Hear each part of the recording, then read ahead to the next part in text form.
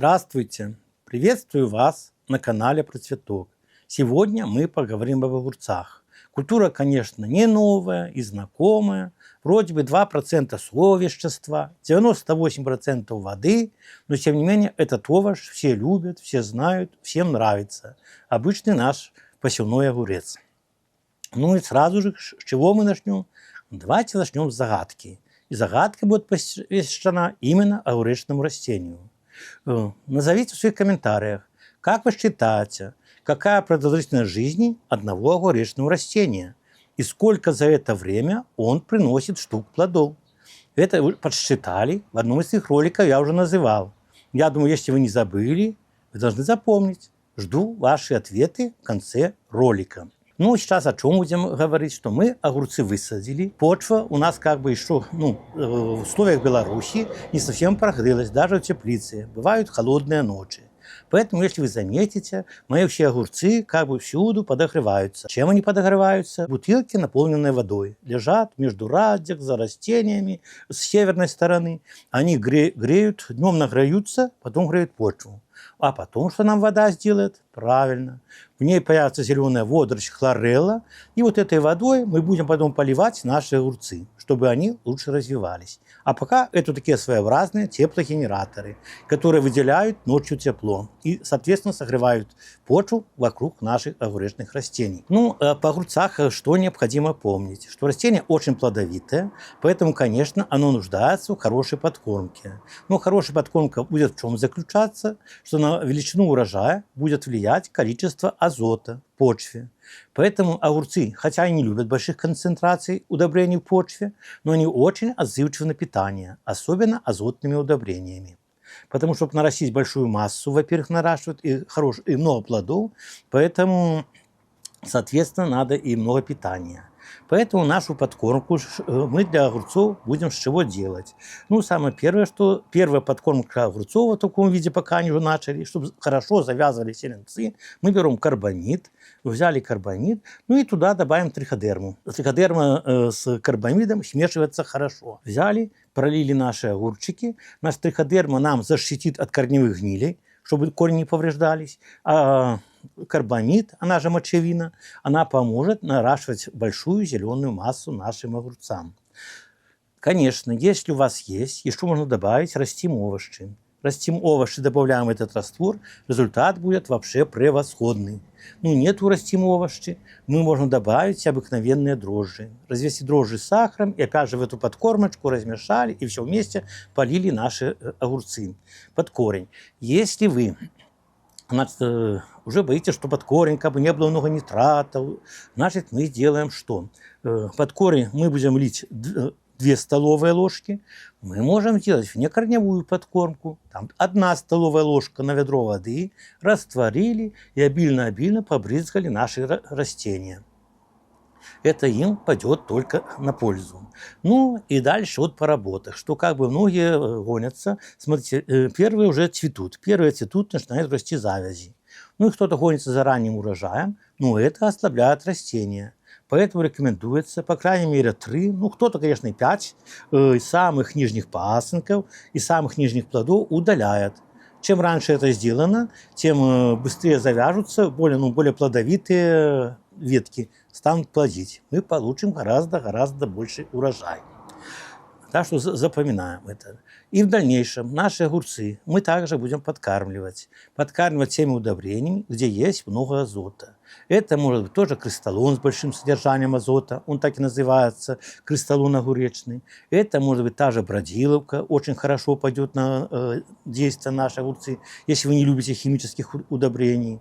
Можно использовать, конечно, кто-то использует дрожжи. Берут дрожжи с сахаром, тоже поливают. Тут уже как бы смысл подкормки дрожжевой, что почва также разрыхляется, активизируется почвенная микрофлора, и становится рыхлой почва, как то чисто. Соответственно, влага, воздух лучше поступает к растениям, и растение начинает лучше расти. Так что тоже можно применять. Альтернативных способов очень-очень много. Что я еще хотел сказать, потому что кто выращивает огурцы, особенно и в больших, и в маленьких теплицах, у него могут быть 2 проблемы. Значит, 2 проблемы по огурцам. что там появляются вредители. Вот в конце прошлого сезона мои теплицы тоже появились. Но совершенно случайно мне удалось найти очень хороший способ, который помог избавиться от этих вредителей. Об этом способе я вам хочу рассказать. Для этого мне понадобился такой пчеловодческий инвентарь, который называется дымокур. Ну и, соответственно, такое же с таким названием табачный такой брикетик для окуривания теплиц. И вот это натолкнуло на мысль использовать против паутинного клеща. И начала залетать белокрылка.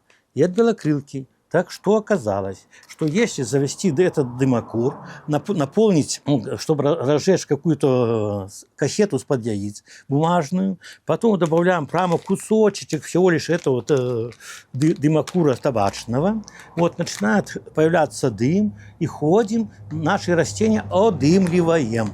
Значит, что выделяется как бы никотиновая кислота. А никотиновая кислота – это витамин В3. Или ПП, что как называют его медики. И что оказалось? Паутинный клещ погиб полностью, белокрылка погибла полностью и больше не появлялась до конца сезона. Так что способ это экологически чистый, тут совершенно нету химии. Потому что, вот. Но тут, конечно, появились идеи, которые вы можете попробовать на своем участке. Не у каждого есть тот дымокур, но никотиновая кислота, а наш витамин В3 продается в аптеках. И поэтому, если в рекомендациях написано, что можно применять одну таблетку на 1 литр воды для восстановления иммунитета растений, возрождения растений, значит, что вы можете попробовать ее и от вредителей. Это будет, я думаю, что лучше, более экологично, чем тоже актелик или фитоверм, который все блогеры рекомендуют от паутинного клеща и от белокрылки. Так что поэкспериментируйте. И в своих комментариях вы потом напишите, какие результаты вам удалось достичь от опрыскивания растений никотиновой кислотой. Запоминаем, 2 таблетки на 1 литр воды. Экспериментируйте, пробуйте. Но если удастся достать дымокур такой купить, вот он послужит вам долгие годы. И поверьте, что чем это хорошо, что вы обработали растения этим дымом, например, и в то же время вы можете сразу сорвать огурцы, просто помыть и сразу потреблять. То есть срока ожидания там не 3 дня, не 5 дней, нету. Продукт сразу готов к потреблению. Ну и дым, во-первых, окутывает растения как бы более опрыскивателем, вы так не обработаете растения. Опрыскиватели все равно где-то брызги не достанут. А дым окутывает полностью растения. Поэтому очень высокая гибель вредителей на ваших огурцах. Используя такой непростой способ защиты, вы будете иметь экологичный и чистый урожай огурца до конца вегетационного периода. Чего вам и желаю.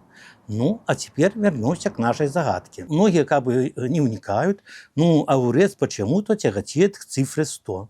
Так вот, жизнь огуречного растения длится около 100 дней. За этот период жизни огурец дает около 100 плодов. Вот и посчитайте, каким весом вы снимаете огурцы с растения, и посчитайте примерно урожайность, что вы получите с одного растения. Соответственно, вы будете, имея такой нехитрый подсчет, позволит вам посадить нужное количество огурцов и для потребления в свежем виде, и для засолки. Но купить семена различных сортов огурца можно в наших магазинах «Процветок». Заходите, там богатый выбор. До свидания.